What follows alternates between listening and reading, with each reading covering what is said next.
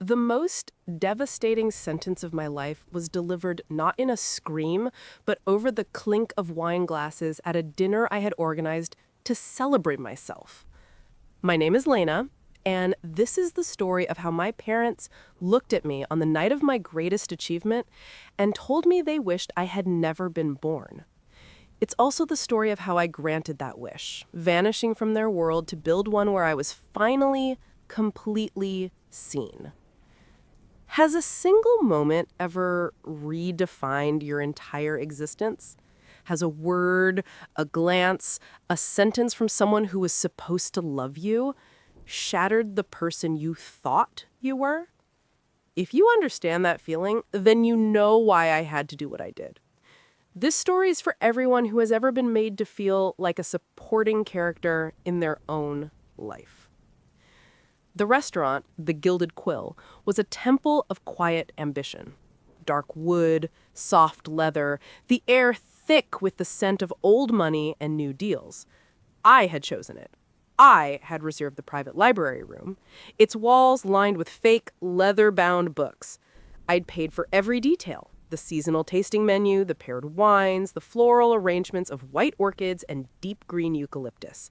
This wasn't just a meal.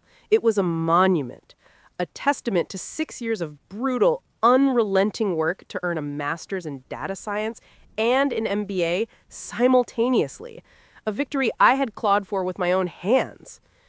The room began to fill with the sound of my real life. My thesis supervisor, Dr. Eris, whose belief in me had been a steady anchor, my colleagues from the fintech incubator where I'd spent my nights and weekends, friends who had become my siblings in spirit. Then they arrived. My parents, Richard and Eleanor Vance. They were impeccably dressed, a portrait of suburban success, entering the room as if they were the guests of honor. They brought nothing. No card, no flowers, not even a token. My brother Leo was absent. On call at the hospital, my mother explained, her voice laced with a pride that was always reserved for him. You know how it is. Lives are in his hands. I performed the introductions. My professor shook my father's hand. You must be bursting with pride, he said, his eyes genuine. Lena's work on neural networks in market prediction is going to be cited for years. My father offered a thin diplomatic smile. We're proud of both our children, naturally. But Leo, he's in cardiothoracic surgery. He's literally holding hearts in his hands this very moment. That's substantial. That's legacy. A subtle frost seemed to settle over our corner of the table. I felt my own smile harden, a mask I had perfected over a lifetime. A few minutes later, the founder of the incubator stood, raising his glass. He spoke about my tenacity, how I had debugged a critical piece of our trading algorithm during a market crash, saving our beta testers millions. Lena isn't just a coder or a strategist. She's a visionary. Watch this space. The applause was warm, earned. I let my eyes drift to my mother, searching for a crack in her composure, a gleam of something. She was adjusting her napkin. She's always been so technical, she murmured, not quite to anyone. But Leo, he has a gift with people, a healing touch. It's a different kind of intelligence, don't you think? It was a masterclass in dismissal. A woman from my cohort, bless her, leaned forward. Still, an MBA and a master's? The discipline that takes is incredible. You must be so thrilled for her. My mother offered a polite, vacant smile. It's a very good degree. Then my father took the baton, steering the conversation effortlessly back to Leo's latest trial, a complex procedure he'd assisted on, the lives he'd touched. Compared to that, he said with a dismissive wave of his hand, all this number crunching feels a bit abstract, bloodless. That was the word, bloodless. It was the final, precise cut that severed the last thread of my hope. I stood up. The sound of my chair scraping against the hardwood floor was deafening in the hushed room. Every conversation died. My voice, when it came, was low and steady, a controlled detonation. "Do you have any concept of the cost?" I asked, my gaze locked on my parents. My mother's face was a frozen lake of disapproval. My father looked at me as if I were a glitch in an otherwise perfect system. "I have been the silent foundation of this family for a decade," I continued, the words pouring out now cold and clear. "When the roof needed repairs, I paid for it. When the car died, I covered the down payment. I funded Leo's interview trips, his professional wardrobe. I have bled myself dry to keep this family afloat and looking respectable, and you have never once looked at me as anything more than a utility, a convenient line of credit." The silence in the room was absolute. I was no longer speaking to the guests. I was speaking to the two ghosts who had raised me. If I am so insignificant, then who has been holding up the sky all these years? My father rose slowly to his feet. His face was not red with anger, but pale with a cold, pure contempt. He didn't need to raise his voice. His words were scalpel sharp, delivered with clinical precision. "Your mother and I, we often wish we had never had a child like you." A collective sharp intake of breath from the table. Someone's wine glass tipped, a crimson stain on the white linen spreading. My vision didn't blur with tears. It sharpened into hyper-realistic clarity. I saw the shock on my friends' faces, the respect in their eyes, and I saw the utter emptiness in the two people who had given me life. I turned to them. A profound and unexpected calm settled over me. I said, my tone flat and final, "If that is your sincere wish, then consider it granted." And I turned and I walked out of the room. I didn't cry. Not as I marched through the opulent main dining room, not as I pushed through the heavy brass doors and out into the cool, misty night, not in the back of the ride share, watching the city lights smear past the window, not even when I let myself into my apartment, kicked off my heels, and stood in the middle of the dark, silent living room. The numbness was a protective shell, a cocoon of shock. The next morning, the shell cracked. Not from sadness, but from a deep, tectonic fury. My phone showed 19 missed calls. A single text from my mother illuminated the screen. "Your pathetic display last night was an embarrassment to this family. I hope you're happy." And in that moment, I wasn't shocked. I was exhausted. This wasn't an isolated incident. It was the climax of a 30-year narrative where I was always the footnote, the afterthought, the utility player. Growing up, I was the child who learned to be quiet. Leo was the sun, and I was a distant rocky planet, caught in his gravitational pull, but receiving little of his light. We are only 20 months apart, but the chasm in how we retreated was oceanic.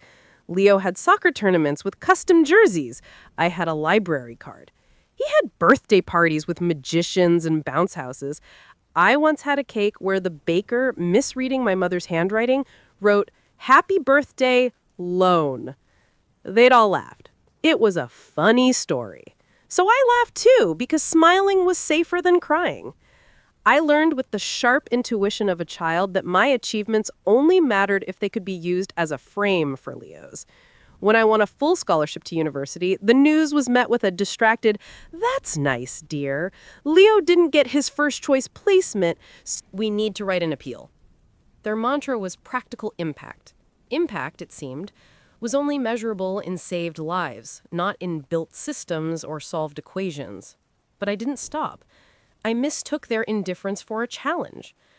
I thought if I built a tower high enough, impressive enough, they would finally be forced to look up and see me. So I built. I worked 3 jobs through undergrad. I was a barista at dawn, a tutor in the afternoons, a data entry clerk long into the night. Every dollar I didn't need for my own survival was siphoned back home. For a new water heater, for Leo's ever-growing list of necessities, for the vacations they took without me. They never asked how I managed it, they just accepted the deposits, like a natural resource they were entitled to. My best friend, Sam, saw the whole grim cycle. He was a painter, and his own father had disowned him for choosing a hobby over the family law firm. "Lena, you're trying to warm yourself by a fire that's been out for years," he'd tell me, his voice gentle but firm. "You're just burning your own hands on the cold ashes." I thought he was a pessimist. I still believed, with the desperate faith of a child, that if I was just good enough, useful enough, selfless enough, I could earn the love that was so freely given to my brother. But now, standing in the cold light of the morning after the dinner, I finally understood. Sam wasn't cynical. He was clear-sighted.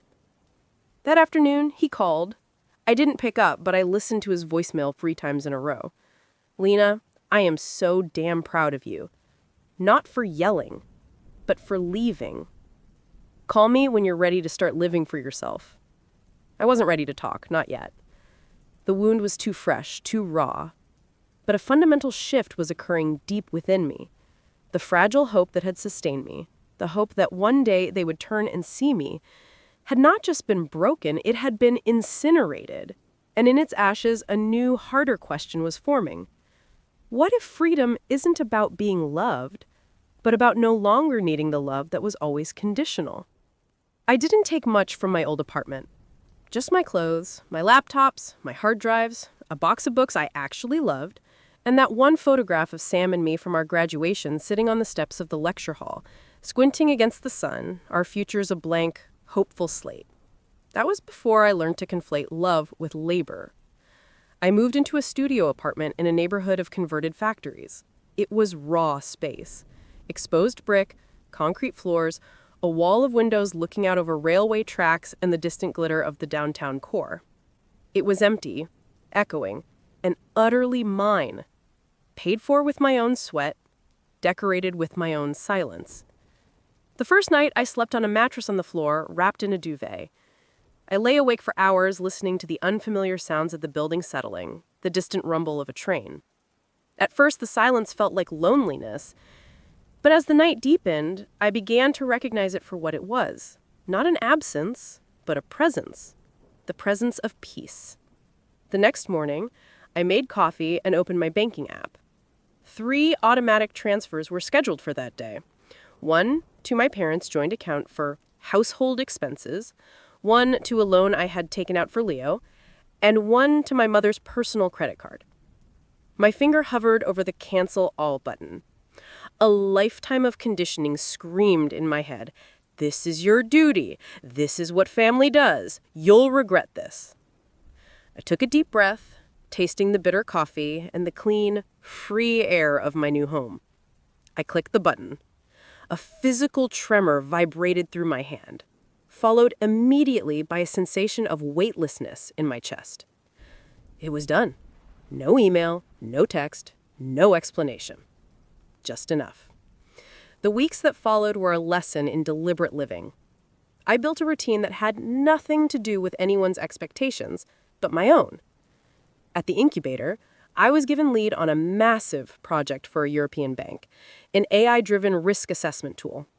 I dove into the code, the data, the strategy. For the first time, I wasn't doing it to prove my worth to 2 absent spectators. I was doing it for the sheer intellectual joy of the problem. And my work flourished. My insights were sharper, my presentations more confident. I started being invited to high-level meetings not as a note-taker, but as the subject matter expert. My name began to carry its own weight, unburdened by the prefix Leo's sister. In the evenings, I returned to my loft. I slowly filled the space.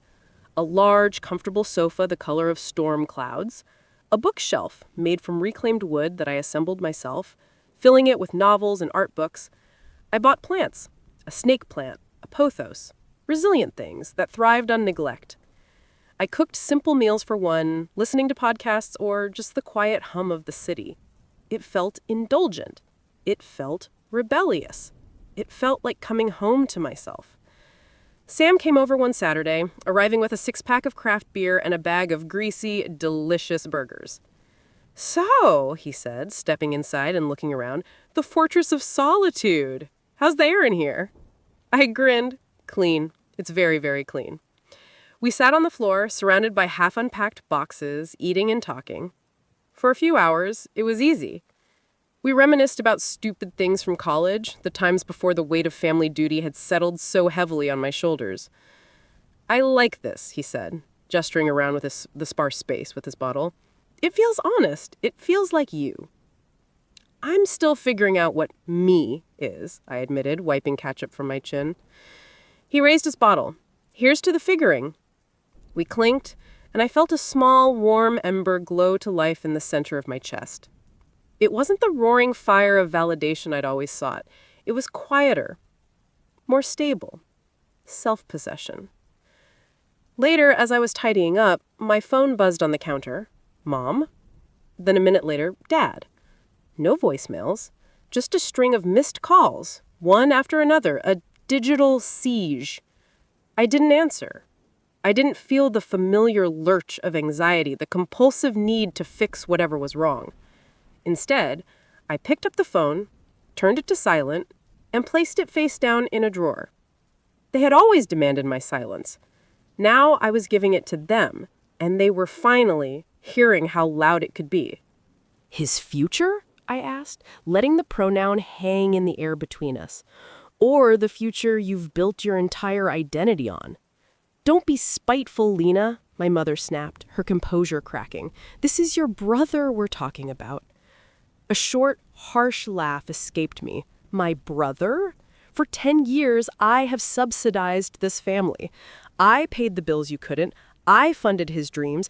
I went without so he could have everything. And on the one night I dared to celebrate something I achieved, you told me you wished I was never born. And now you come here to my home without a single word of remorse and have the audacity to ask for more? We are your parents, my father roared, finally losing his cool. You will show us respect. Respect? I took a step forward, my voice dropping to a dangerous low. You haven't earned respect. You drained me for years and called it parenting. That well is dry. It is dust. I walked to the door and pulled it open, the cool hallway air rushing in. If you came here to apologize, truly apologize, I would hear it. But if you came here to ask for another pound of my flesh, you can leave. That ended the night you told me I was a regret. They didn't move. They stared at me, stunned by my resolve. Lena, this is family, my mother said, her voice rising in a shrill, desperate pitch. Blood is everything. I shook my head, my gaze steady. No, blood is just biology. Loyalty is everything. And you poisoned that. They stood, stiff and silent, and walked toward the door. But as my mother passed me, she stopped, her eyes boring into mine. You will regret this, she hissed. One day you will be alone, and you will understand what you've thrown away.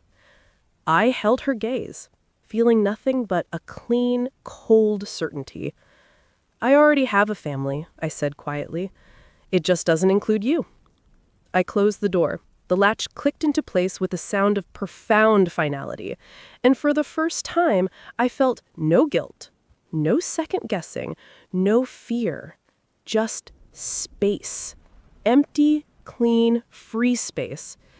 This time, I didn't cry when the door shut. I smiled. The silence that followed was not an emptiness, it was a sanctuary. I wrapped myself in it. At work, my focus became laser-like. The bank project was a resounding success, leading to a 30% reduction in their forecasted losses. The client was ecstatic. My name was mentioned in a press release, and a prominent business tech blog reached out for a feature. I agreed, cautiously. The interviewer was sharp, perceptive. I spoke not just about the algorithms, but about the mindset. I talked about building systems that were resilient, about creating value from chaos, and about the personal journey of learning to validate oneself internally rather than seeking external approval. I never mentioned my family by name, but I told the truth of the invisible child, the quiet engine, the one who learned her worth was not a transaction. The article was published under the headline, The Algorithm of Self-Worth, how Lena Vance built a fortune in fintech by betting on herself. A line from the piece was screenshotted and shared across LinkedIn and Twitter. You cannot optimize yourself for people who have already predetermined your value is null. Sam sent me the link. His text read, "You didn't just build a tool, you built a manifesto." But of course, not everyone was inspired. The email started to arrive. From my father, "You have publicly humiliated this family." From my mother, "How dare you use our private struggles for your personal gain?" From a number I didn't recognize, but recognized the tone, Leo. "My career is in ruins because of your selfishness." I read them once. Then I created a filter, and they were sent directly to a folder I labeled The Archives. I didn't feel the need to respond, to defend, to justify. The bridge was burned, and I was no longer standing on the edge, staring into the smoke. I had turned, and I was walking into my own future. I stood at my wall of windows one evening, the cityscape a sprawling circuit board of light and energy, and I realized the girl who once traded her own dreams for scraps of approval was gone. The silence they had demanded as my penance had become my greatest source of power. The gathering was small, by design. No rented space, no strangers, just my team from the incubator, a few friends who had stood by me, and Sam who arrived with a bottle of expensive champagne and a stack of pizzas. We weren't celebrating a title or a promotion. We were celebrating a reclamation. I had just signed a contract to head my own division, a new venture focused on ethical AI. The role was one I had defined, negotiated, and built from the ground up. There was no one else's shadow, no phantom strings pulling me back. The loft was filled with warm light and the easy cadence of a real conversation. The music was a mix of old classics and new indie finds, playing at a volume that encouraged laughter, not shouted over it. Through the wide industrial windows, the city pulsed with a quiet, steady life. Someone raised a glass to the architect of her own destiny, and I felt a genuine, unforced joy spread through me. Sam clinked his glass against mine. He said, "Look at this," his gaze sweeping the room. "This is your legacy. Not in a bank account, but in this room. This is the family you built, Lena." I nodded, my throat tight with a good, clean emotion. "Yeah," I said, "the one that chose me and the one I chose back." Later, after the last guest had left and the pizza boxes were stacked by the door, I stepped out onto the small fire escape that served as my balcony. The night air was sharp and clear. I leaned against the cool railing, looking out at the tapestry of lights below.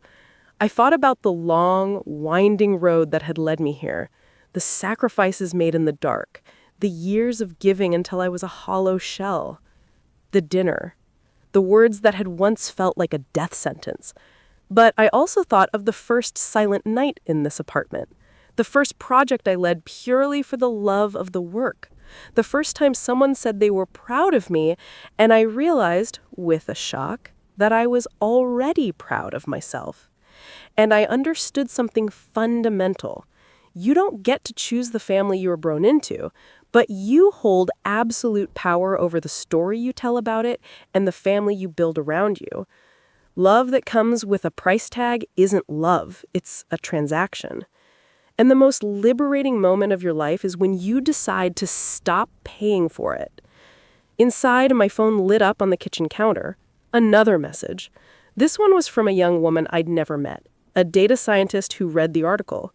"Your story was my story," she wrote. I read it and finally handed in my resignation to a job that was killing my spirit. Thank you for showing me that my value isn't determined by my utility to others. I smiled, a deep, quiet, fulfilling smile. I wasn't free. My freedom had become a compass for others who were lost. I stepped back inside, turning off the main lights, leaving just a single lamp on. The room was warm, smelling of pizza and champagne and the faint scent of the cedar from my bookshelf. I had spent a lifetime on my knees, begging for a love that was designed to be withheld. Now, I was standing, I was building, I was choosing. And for the first time in my life, I knew, without a single doubt, who I was. Not their daughter, not his sister, not the responsible one, just me. Whole, sufficient, free.